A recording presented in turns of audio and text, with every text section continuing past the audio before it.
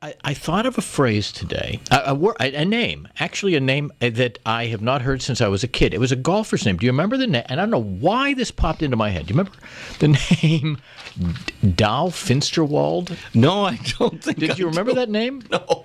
He was, when I was a kid, he was a pro golfer. What's his name? Dow, D-O-W, I think, Finsterwald. Okay.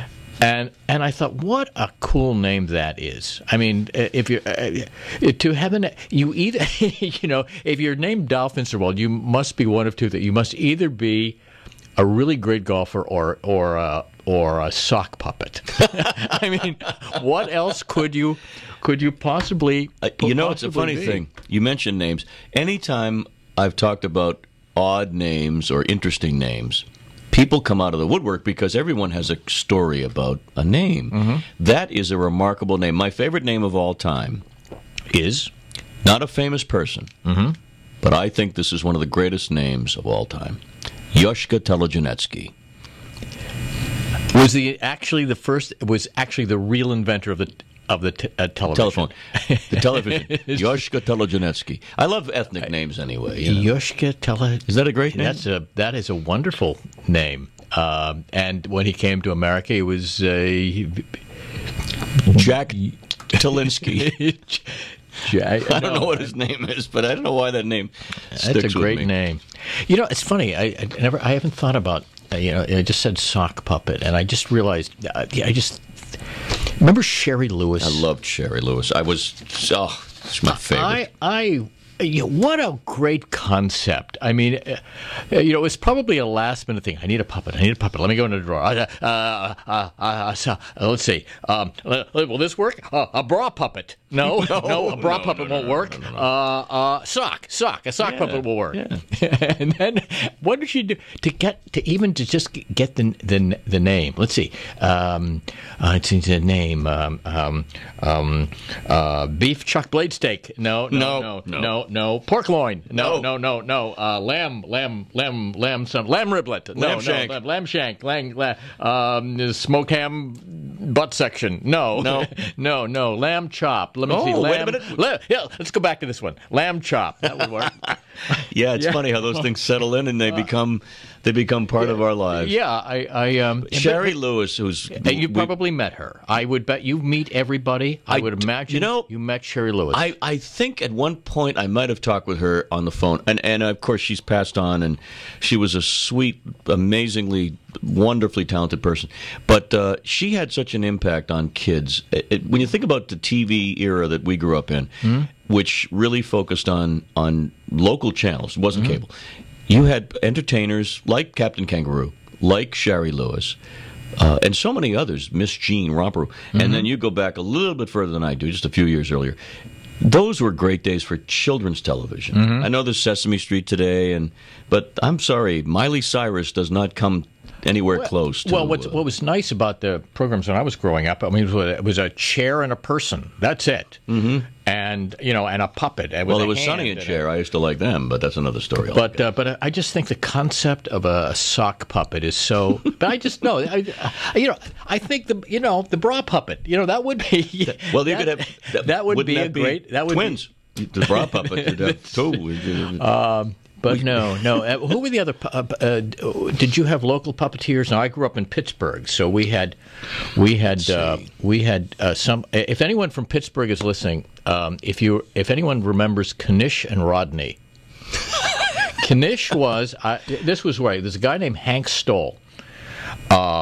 And Hank had a television, a local TV program on KDKA, and he had two puppets. One was Rodney, who was this kind of curmudgeonish kind of puppet. He was balding and at times mean spirited. Actually, when you think, but Knish was a mop with a nose coming out of it. It was just, the droopy string mop. It was a string mop with a kind of long nose. That was Knish. I'm making notes here because I'm thinking of other ventriloquists with their puppets. Remember Willie Tyler and Lester? Yes. And also Waylon, was it Waylon Flowers and Madam? Yes. Trying to think of other... because Edgar Bergen, we talked about him earlier, was huge back then, but now Jeff. I forget his name. I've had him on. Well, there was Paul Winchell. Paul Winchell. Paul Winchell and Jerry Mahoney. Yeah. And he had a dog. He had a second, the second banana. Farfel. Yes, right. Loved it. And by the way, they all the dummies. No, please. All the dummies looked the same. They all must have been made by the same dummy manufacturer. Remember that? Now they all look different. It's a factory. It's a factory dummy. Dummy factory. Scary. But you do remember the very famous thing that Farfel the dog would do? Do you remember his little song at the end? It was a commercial. Oh, Hershey's makes the very best. Nestle's. Nestle's makes the very best chocolate. And then the jaws would, because they were made of wood, would snap together. Right. And you would have this clapping Which is sound. why Paul Winchell was missing this part of his index finger. You're making No, that it's up. true. No, is it? No, it's not true.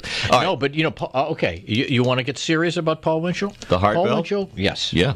Was the inventor of the first artificial heart. Incredible. It's true. And not only that, Paul Winchell was also one of the first people to do fish farming. Fish farming? Yes, I mean you don't need like a fish tractor. No, but he. No kidding. I think, and I'm not sure if it was tilapia but there was some fish that he was involved. No kidding. Yeah, He's a brilliant man. He was a very smart man. He was obviously. a very, very smart guy. Very good. And that was a Saturday morning ritual, watching Paul Winchell, and of course Shari Lewis was on different times. Yeah, but great stuff. The puppets. You were wondering about the Pittsburgh Puppets. The Pittsburgh Puppets. That's our baseball team. The Pittsburgh Puppets. There was the secondary team that we. I never got. Here's what I never got. Punch and Judy. Never got that whole thing. Punch and Judy was the kind of the Three Stooges of puppets. I mean, it was just a lot of smacking and I didn't get it. It's British, so maybe that's it. It's more of a European thing. But you wonder the iterations they went through. Let's Punch and Larry. No. Punch and Ben. Yeah. Or Kick and Judy or Stomp and Judy, but it makes Punch and Judy. Never quite got that. No, I never got. Well, let me see. No, I never got that. And what's creepier? Hand puppets or marionettes? When I say creepier, I mean what? I think marionettes. Yeah. There's just something. I mean, if you walked into your house and there was a 6-foot marionette in your house, you'd freak out. Absolutely. Although a 6-foot hand puppet would be a little scary because underneath is a 6-foot hand.